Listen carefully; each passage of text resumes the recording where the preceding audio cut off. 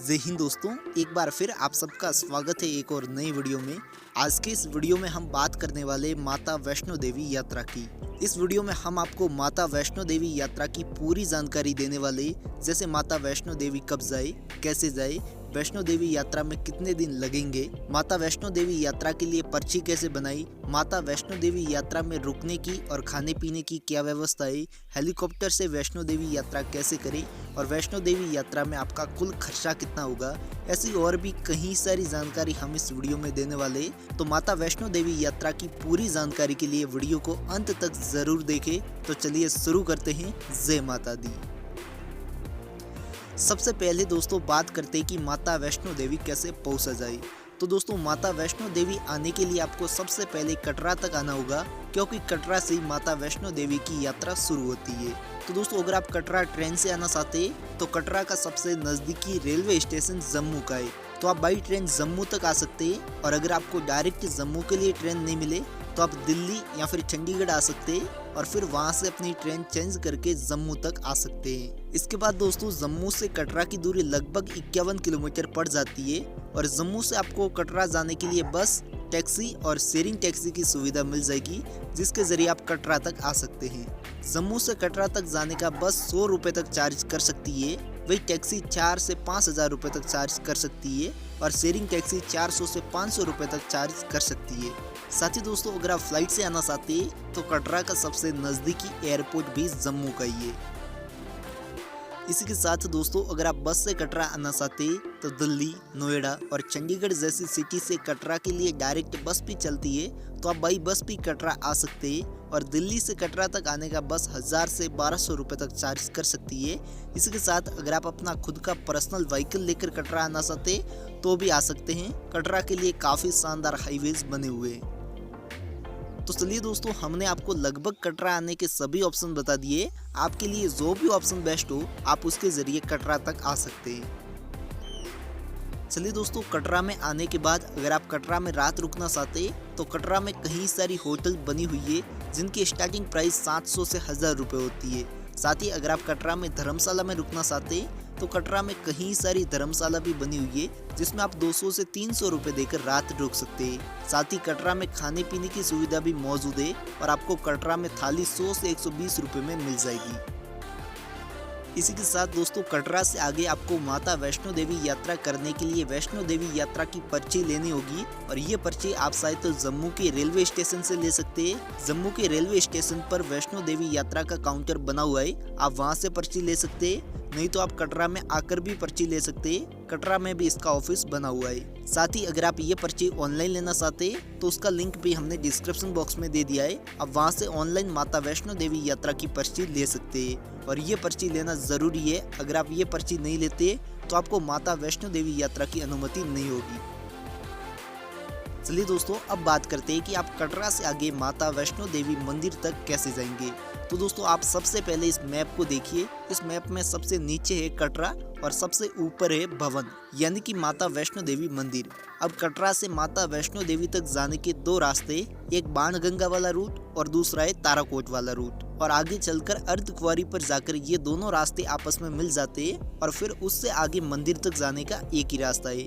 अब अगर आप बाणगंगा वाले रास्ते से अपनी यात्रा करते हैं तो आपको 12 किलोमीटर की पैदल यात्रा करनी होगी। वही अगर आप ताराकोट वाले रूट से अपनी यात्रा करते तो आपको 14 किलोमीटर की यात्रा करनी होगी।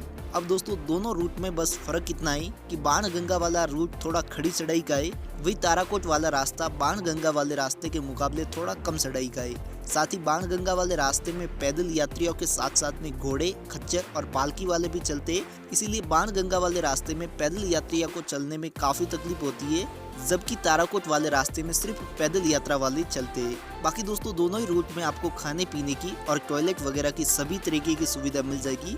तो आपके लिए जो भी रूट बेस्ट हो आप उसके जरिए अपनी यात्रा कर सकते हैं। नहीं तो आप जाते टाइम बाणगंगा वाले रास्ते से जा सकते हैं और फिर वापस नीचे आते टाइम ताराकोट वाले रास्ते से आ सकते हैं। इसके बाद दोस्तों आप अपने हिसाब से डिसाइड कर लीजिए कि आपको कौन से रास्ते से माता वैष्णो देवी की यात्रा करनी है। इसके बाद दोस्तों आप कटरा से ऑटो लेंगे और आपको जो भी रूट से अपनी यात्रा करनी है उस रूट के बारे में आप ऑटो वाले को बोलेंगे, तो ऑटो वाले और टैक्सी वाले आपको 40 से 50 रुपए में उस रूट पर छोड़ देंगे और फिर वहां से आप अपनी पैदल यात्रा शुरू कर सकते हैं। साथ ही दोस्तों वैष्णो देवी यात्रा के दौरान आपको काफी शानदार व्यू भी देखने को मिलेंगे जिसे आप खूब एंजॉय करेंगे। तो आप माता की जयघोष करते हुए अपनी यात्रा कर सकते हैं। और दोस्तों अगर आप पैदल यात्रा नहीं करना चाहते तो आप घोड़े, खच्चर और पालकी वगैरह का इस्तेमाल भी कर सकते हैं, जिसकी प्राइस का लिंक हमने डिस्क्रिप्शन बॉक्स में दे दिया है। आप वहां पर जाकर घोड़े, पालकी की प्राइस चेक कर सकते हैं, नहीं तो आप अपनी स्क्रीन पर भी देख सकते हैं। दोस्तों अगर इन्फॉर्मेशन अच्छी लग रही हो तो वीडियो को लाइक और चैनल को सब्सक्राइब जरूर करें। चलिए दोस्तों, इसके बाद आपकी यात्रा का पहला पड़ाव आएगा अर्धकुंवारी में जाकर। ये वही अर्धकुंवारी है जहाँ पर जाकर ताराकोट रूट और बाणगंगा रूट दोनों मिल जाते हैं। अब दोस्तों अर्धकुंवारी भी दर्शन करने के लिए बहुत ही शानदार जगह है। यहाँ पर आई हुई है अर्धकुंवारी गुफा, आप उसमें जाकर दर्शन कर सकते हैं। और यहाँ पर दर्शन करने के लिए आपको टोकन लेना होगा और फिर टोकन लेने के बाद 6 से 7 घंटे के बाद में आपका दर्शन करने का नंबर आएगा। और अगर भीड़ ज्यादा हुई तो इससे ज्यादा टाइम भी लग सकता है। तो दोस्तों आप अर्धकुंवारी में आकर अर्धकुंवारी गुफा में दर्शन करने के लिए टोकन ले सकते हैं। और फिर टोकन लेने के बाद अगर आप यहाँ पर रात रुकना चाहते हैं तो यहाँ पर रात रुकने की सुविधा भी मौजूद है, जिसकी बुकिंग आपको ऑनलाइन करनी होगी, जिसका लिंक हमने डिस्क्रिप्शन बॉक्स में दे दिया है। और अगर आप यहाँ पर रात रुकने के लिए रूम बुक नहीं करते तो यहाँ पर बड़े बड़े हॉल भी बने हुए हैं, जिसमें आप 100 रुपए देंगे तो आपको रजाई और कंबल मिल जाएंगे। और फिर आप उस कंबल और रजाई को लेकर आराम से हॉल में रुक सकते हैं और सो सकते हैं। और जब आप वो रजाई और कंबल उनको वापस करेंगे तो आपके 100 रुपए वापस मिल जाएंगे। तो दोस्तों आप टोकन लेने के बाद यहाँ पर रुक सकते हैं और फिर नंबर आने पर दर्शन करने जा सकते हैं। और फिर अर्धकुंवारी गुफा में दर्शन करने के बाद आप आगे माता वैष्णो देवी की यात्रा फिर से शुरू कर सकते हैं। और कई सारे यात्री पहले अर्धकुंवारी गुफा में दर्शन करने के लिए टोकन लेते और फिर आगे माता वैष्णो देवी मंदिर में दर्शन करने के लिए जाते और फिर वापस आते टाइम अर्धकुंवारी गुफा में दर्शन करते। तो आप चाहे तो ऐसा भी कर सकते हैं।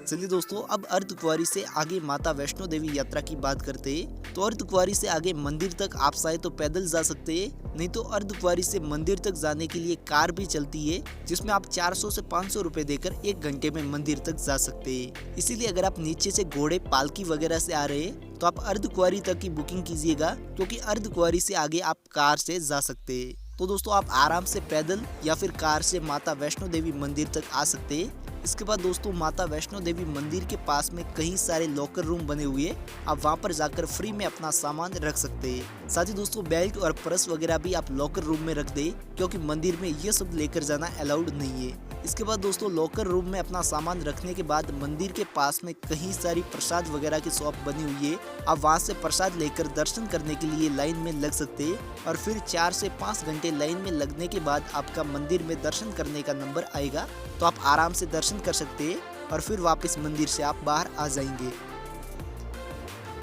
इसके बाद दोस्तों माता वैष्णो देवी मंदिर में दर्शन करने के बाद आप जा सकते हैं भैरव घाटी मंदिर के लिए, जो वैष्णो देवी मंदिर से 2 किलोमीटर ऊपर आया हुआ है। ऐसा माना जाता है कि अगर आप माता वैष्णो देवी के दर्शन करते और फिर भैरव घाटी मंदिर में दर्शन नहीं करते तो आपकी ये यात्रा अधूरी रहेगी।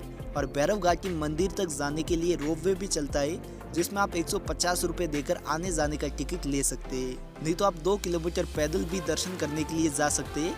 और आप घोड़े, खच्चर या फिर पालकी वगैरह से भी भैरव घाटी मंदिर में दर्शन करने के लिए जा सकते हैं और वहां पर आराम से दर्शन कर सकते हैं। और इसके बाद दोस्तों भैरव घाटी मंदिर में दर्शन करने के बाद आप वापस वैष्णो देवी मंदिर के पास में लॉकर रूम से अपना सामान लेंगे और वहां से सामान लेने के बाद वापस नीचे उतर सकते हैं और फिर कटरा से वापस अपनी सिटी के लिए जा सकते हैं।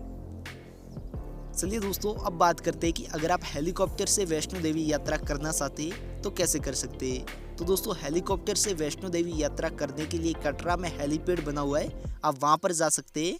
और हेलीकॉप्टर की बुकिंग आप ऑनलाइन और ऑफलाइन दोनों तरीके से कर सकते हैं। ऑनलाइन बुकिंग का लिंक हमने डिस्क्रिप्शन बॉक्स में दे दिया है, आप कोशिश करें कि आप हेलीकॉप्टर की बुकिंग ऑनलाइन ही करके आए, नहीं तो आप कटरा में आकर जहाँ पर हेलीपैड बना हुआ है वहीं से बुकिंग कर सकते हैं। वही बात करें हेलीकॉप्टर के किराए की, तो हेलीकॉप्टर से जाने का किराया 1730 रुपये लिया जाता है।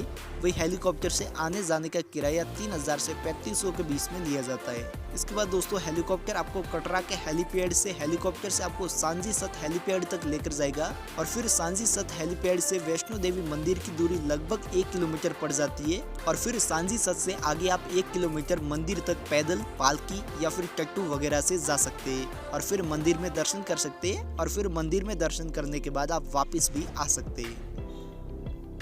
चलिए दोस्तों, अब बात करते हैं कि वैष्णो देवी यात्रा करने में आपको कितने दिन लग सकते हैं। तो दोस्तों, कटरा से आपको पैदल वैष्णो देवी मंदिर तक जाने में और फिर वहां पर दर्शन करने के बाद वापस कटरा तक आने में 2 दिन का टाइम लग सकता है। हालांकि कुछ लोग कहते हैं कि 1 दिन में आपके दर्शन हो जाएंगे, लेकिन ऐसा बहुत ही कम बार होता है। इसलिए आप अपने पास में कम से कम 2 दिन लेकर जाए, क्योंकि आपको माता वैष्णो देवी मंदिर की चढ़ाई करने में और वहां पर दर्शन करके वापस आने में कम से कम 2 दिन तो लग ही जाएंगे। वही दोस्तों, अगर आप हेलीकॉप्टर से ये यात्रा करते हैं तो आप 1 दिन में भी ये यात्रा कर सकते हैं। साथ ही बात करें कि वैष्णो देवी यात्रा आपको कब करनी चाहिए, तो आप साल में कभी भी वैष्णो देवी माता की यात्रा कर सकते हैं। साल भर वैष्णो देवी में यात्रियों की भीड़ लगी रहती है, तो आपको जब भी टाइम मिले तब आप माता वैष्णो देवी की यात्रा कर सकते हैं।